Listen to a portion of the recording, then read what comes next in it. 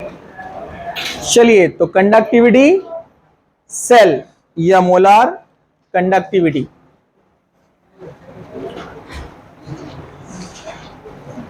Conductivity cell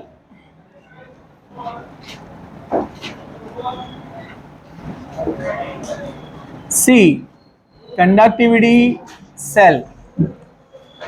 actually जो conductivity है वो हम व्हीटस्टोन ब्रिज की हेल्प से निकाल सकते हैं। ये आपने फिजिक्स में पढ़ा है, पता है ना आपको? व्हीटस्टोन ब्रिज अभी नहीं हुआ व्हीटस्टोन ब्रिज। हाँ, अगर 3 रेजिस्टेंस आपको मालूम हो तो चौथा अननोन रेजिस्टेंस आप फाइंड कर सकते हैं, ठीक है, व्हीटस्टोन ब्रिज की हेल्प से। वो भी बताऊंगा मैं यहाँ पर आपको, ठीक है, ओके। तो सबसे पहले हम यहाँ देखेंगे कंडक्टिविटी ऑफ सेल के बारे में, ये क्या होता है और इसको क्या निकालते हैं, इसमें क्या डिफिकल्टीज आती है। तो सबसे पहली चीज, किसी भी इलेक्ट्रोड का कंडक्टिविटी फाइंड करना बहुत आसान है क्योंकि वो मेटेलिक फॉर्म में होता है। लेकिन किसी इलेक्ट्रोलाइट सॉल्यूशन का कंडक्टिविटी निकालना डिफिकल्ट है। उसमें 2 मेजर प्रॉब्लम आते हैं कंडक्टिविटी फाइंड करने के लिए। जैसे अगर किसी सॉल्ट का सॉल्यूशन का एक्वियस फॉर्म में हो या मोल्टन फॉर्म में हो, अगर उसका कंडक्टिविटी अपने को निकालना है तो क्या करना पड़ेगा? 2 इलेक्ट्रोड सॉल्यूशन में डिप करना पड़ेंगे। तो पहला प्रॉब्लम ये होता है, अगर डायरेक्ट करंट इसमें पास किया जाए तो डायरेक्ट करंट अंदर के कॉन्सेंट्रेशन को चेंज कर सकता है। जैसे अपन पढ़ते हैं ना, Na+ डिपॉजिट होता है कैथोड पर, Cl- लिबरेट होता है एनोड पर, तो नंबर ऑफ आयंस चेंज हो जाएंगे, कॉन्सेंट्रेशन चेंज। डायरेक्ट करंट का एक प्रॉब्लम ये होता है, ठीक है। तो उसका सोल्यूशन क्या है? अल्टरनेट करंट यूज करेंगे। क्या यूज करेंगे? Alternate current. क्या बोलते हैं हम उसको? ऑसिलेटर। ये उसका सोल्यूशन है, ठीक है। दूसरा एक प्रॉब्लम आता है किसी भी सेल की कंडक्टिविटी। What is conductivity? हम ऑलरेडी देख चुके हैं, फ्लो ऑफ करंट। वो जो कंडक्टिविटी, करंट जो पास हो रहा है उसको हम कंडक्टिविटी बोलते हैं, ठीक है। कंडक्टिविटी अच्छी है मतलब करंट अच्छे से पास हो रहा है, ठीक है। और रेजिस्टिविटी ज्यादा है मतलब रोक रहा है, रेजिस्टेंस स्टॉप कर रहा है, ठीक है। तो कंडक्टिविटी एक प्रॉब्लम बताया हमने कि कॉन्सेंट्रेशन चेंज हो जाता है अगर डायरेक्ट करंट पास किया तो ऑप्शन क्या है? अल्टरनेट करंट, ऑसिलेटर जिसको हम बोलते हैं, ठीक है। दूसरा प्रॉब्लम क्या होता है यहां पर? कॉन्टैक्ट। डायरेक्ट कॉन्टैक्ट नहीं होता है ना, बीच में सोल्यूशन है, लिक्विड है। जैसे मेटल वायर रहा है तो डायरेक्ट एक पॉइंट से बी पॉइंट ए से पॉइंट बी आपने जोड़ दिया, करंट पास होगा ना उसमें से, वायर में से। लेकिन सोल्यूशन में से करंट कैसे पास होगा, तो उसको कैसे हम मेजर करेंगे, ये सबसे बड़ी डिफिकल्टी होती है। तो साइंटिस्ट ने उसके लिए बहुत सारे डिवाइस बनाए जिसको कंडक्टिविटी सेल बोलते हैं, जिसके 2 कंस्ट्रक्शन यहां पर आपको बुक में दिए गए हैं। से एक कंस्ट्रक्शन होता है ऐसे, एक ग्लास ट्यूब लिया जाता है, glass tube, okay, cylindrical glass tube है। इसमें अंदर एक प्लैटिनम वायर की हेल्प से प्लैटिनम प्लेट यूज किया जाता है। इधर से एक प्लैटिनम प्लेट जो कि हम बैटरी के 2 टर्मिनल से इसको जोड़ सकते हैं। अंदर पूरा सोल्यूशन है। जनरली KCl सोल्यूशन यूज किया जाता है क्योंकि उसकी जो कंडक्टिविटी है वो इजीली नोन है एट रेस्पेक्टिव कॉन्सेंट्रेशन के। 1 मोलार रहा तो कितना कंडक्टिविटी मिलेगा, 0.1 मोलार रहा तो कितना कंडक्टिविटी मिलेगा। अलग अलग कॉन्सेंट्रेशन पर हमको कंडक्टिविटी आसानी से मिल सकती है, इसलिए KCl सॉल्यूशन को जनरली यूज किया जाता है, ओके। इसकी जो कंडक्टिविटी है, कंडक्टिविटी फाइंड करने के लिए यहां पर अपने पास एक फॉर्मूला था, G इज इक्वल टू, अरे याद है क्या आपको? G इज इक्वल टू, भूल गए? Kappa A/L। अरे याद है कि नहीं है? और रेजिस्टिविटी मालूम करने के लिए R is equal to resistivity constant L/A। याद है? ये फॉर्मूला हमने यूज किए थे, ओके। अगर बाय चांस हमको रेजिस्टेंस की ताल्लुक से बात करना है, क्योंकि हम व्हीटस्टोन ब्रिज में रेजिस्टेंस इस्तेमाल करने वाले हैं, तो हम ये वाला फॉर्मूला यूज करेंगे, ओके। दिस फॉर्मूला गेटिंग, हम ये वाला फॉर्मूला यूज करेंगे। तो हम किसी भी सॉल्यूशन का कंडक्टिविटी या रेजिस्टेंस मालूम कर सकते हैं इसकी हेल्प से, ओके। अगर कंडक्टिविटी मालूम हो या कंडक्टिविटी यूज करना है फॉर्मूले में, तो अपने को पता है ये कौन है, कंडक्टेंस, और ये कौन है, रेजिस्टेंस।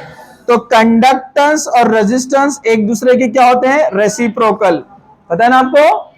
तो सेम कप्पा और रेजिस्टिविटी भी एक दूसरे के रेसिप्रोकल है, समझा क्या। कप्पा रेसिप्रोकल है किसका, रेजिस्टिविटी का। ये रेजिस्टिविटी का सिंबल है, ये हम पहले लेक्चर में देख चुके हैं, ठीक है। ओके, मतलब अगर हमको रेजिस्टिविटी की जगह कप्पा यूज करना है रेजिस्टेंस के फॉर्मूले में, तो रेजिस्टिविटी मल्टीप्लिकेशन में है, तो कप्पा किधर जाएगा, डिवीजन में। अरे बराबर है कि नहीं है।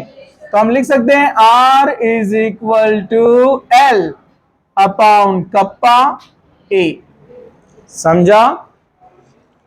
थोड़ा सा बेसिक में जाते हैं, चलिए।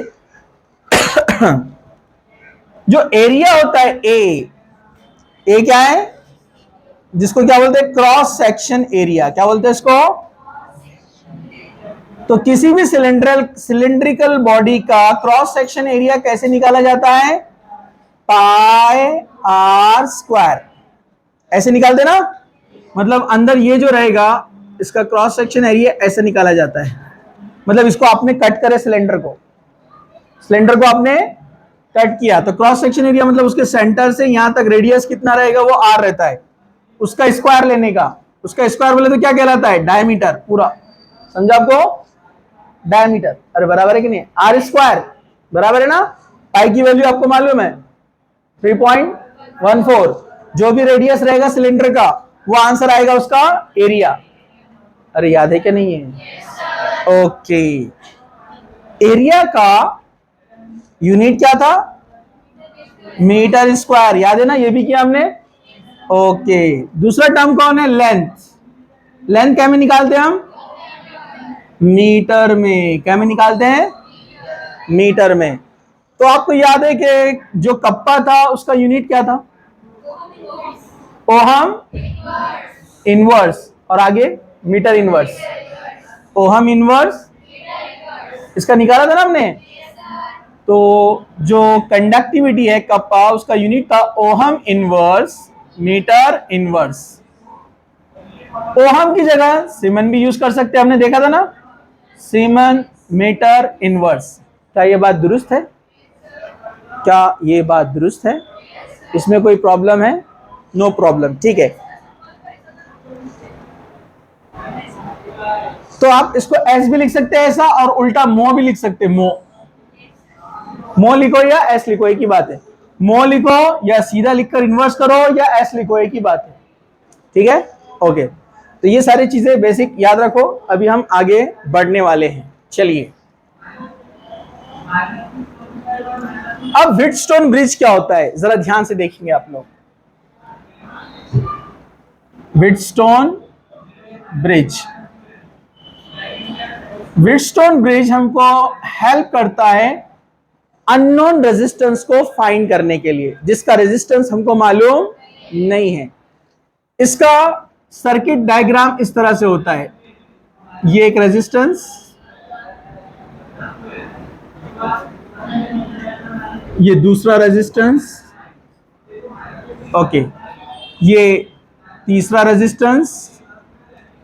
थोड़ा अच्छा बना तो अच्छा लगता ना।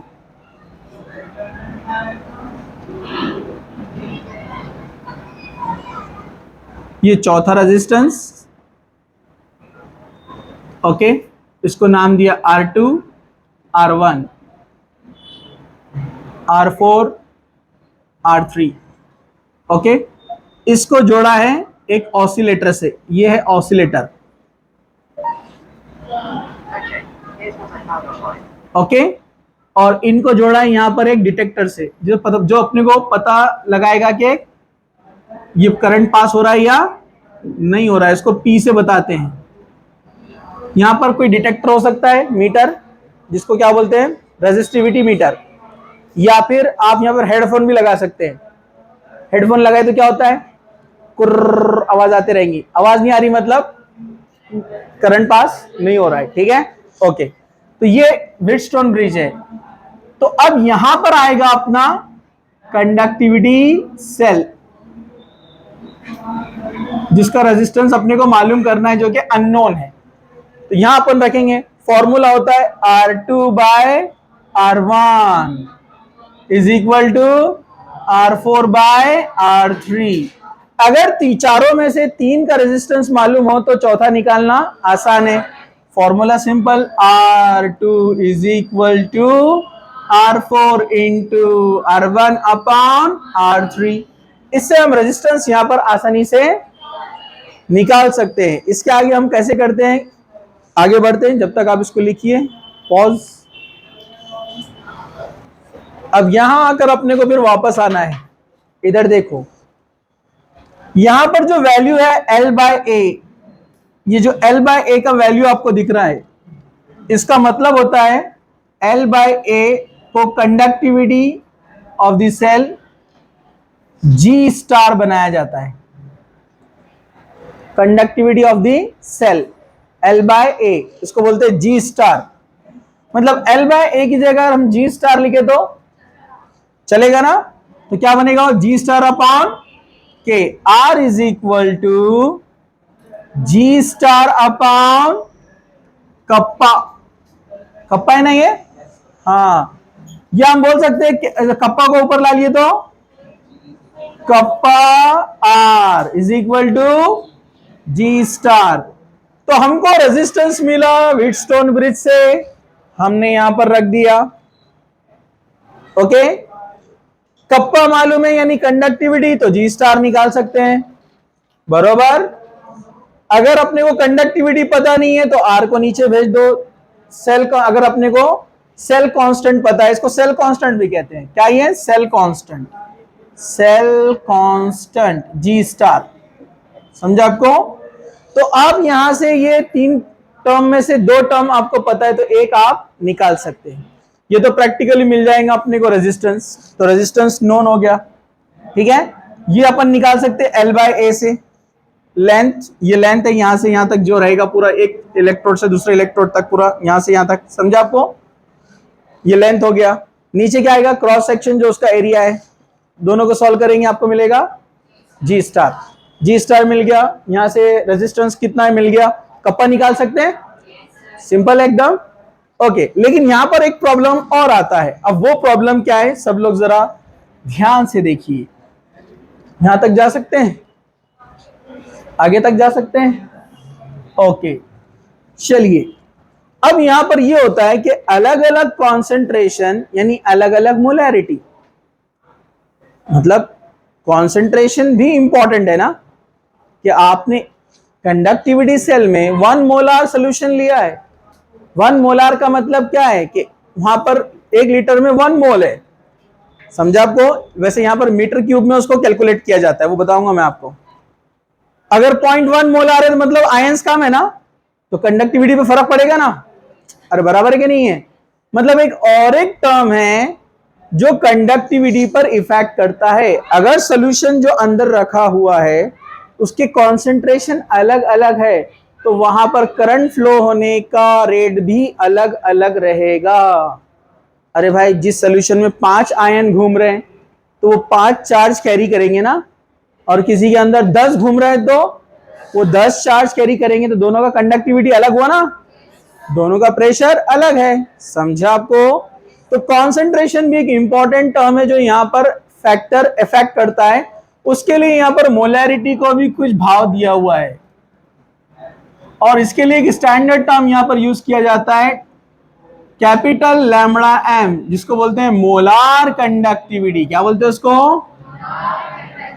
Molar conductivity. कैपिटल लैम्बडा से उसको बताते हैं। स्मॉल लैम्बडा पता है ना आपको? ये स्मॉल लैम्बडा है, ये कैपिटल लैम्बडा है, झोपड़ी। और समझा है क्या? तो this lambda, capital lambda m is called molar conductivity. और मोलार कंडक्टिविटी को कैसे निकाला जाता है उसका रिलेशन बताते हैं scientist. Molar conductivity is equal to kappa upon c, मतलब कंडक्टिविटी अपॉन कॉन्सेंट्रेशन।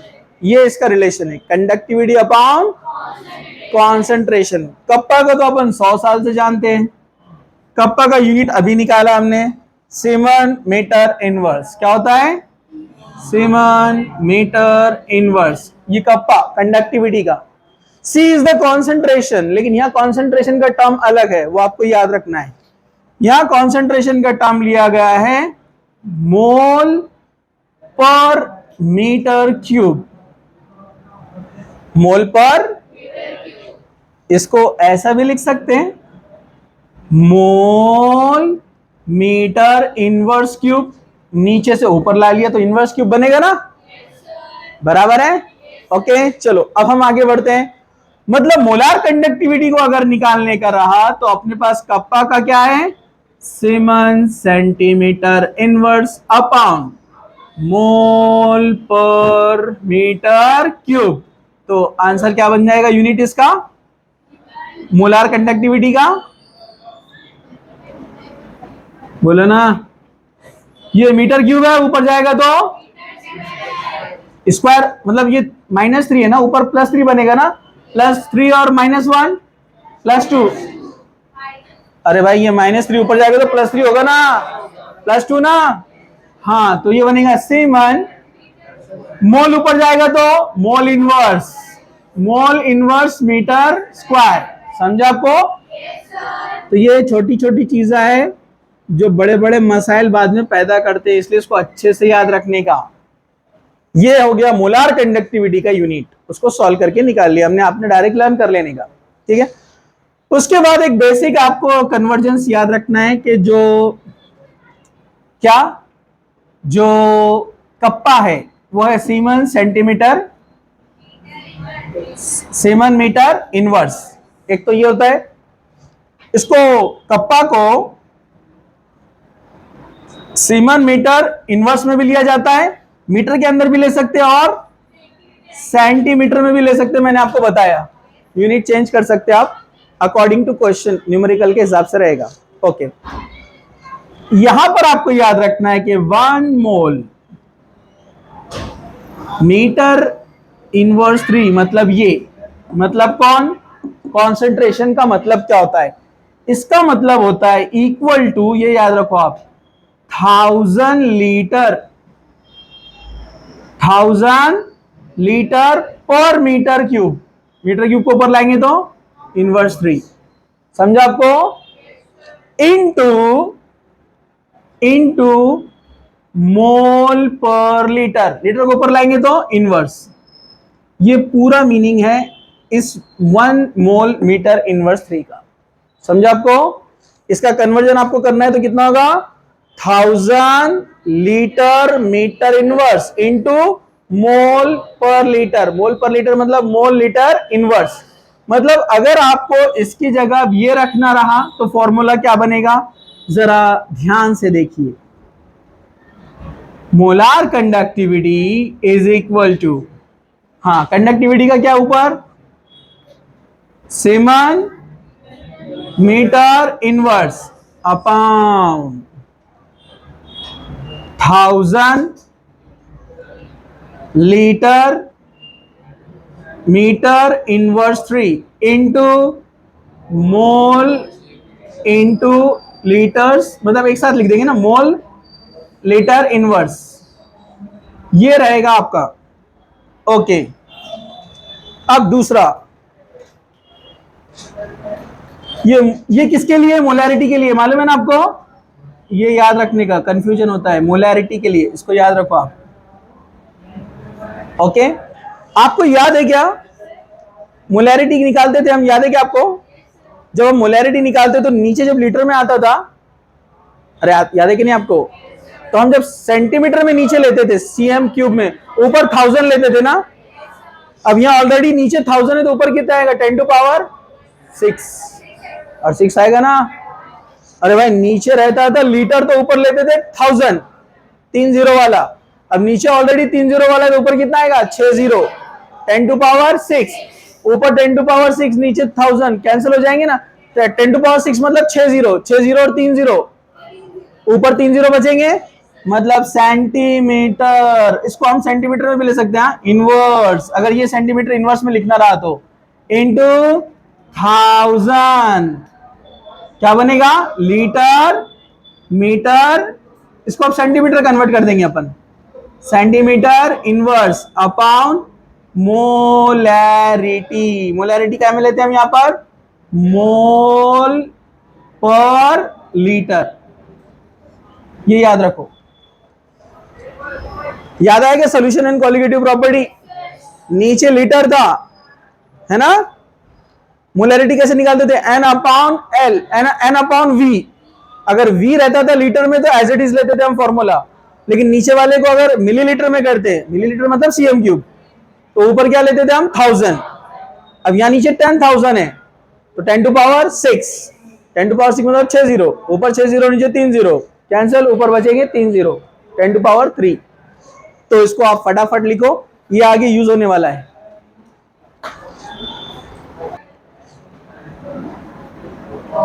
ये मोलार कंडक्टिविटी, किसकी मोलार कंडक्टिविटी निकाल रहे अपन? कप्पा वाई, और ये कप्पा वाई सी। तो ये कप्पा है कि पूरा कप्पा का यूनिट है ना, यूनिट लिख दिया, टर्म नहीं लिखा अपन ने। और ये सब सी का है ना, कॉन्सेंट्रेशन। तो molar conductivity kappa upon c. इसको शॉर्ट में कैसे लिखते मालूम है? Molar conductivity kappa into 1000 upon c. Okay, units तो लिख दिया अपन ने, मेन टर्म भूल गए।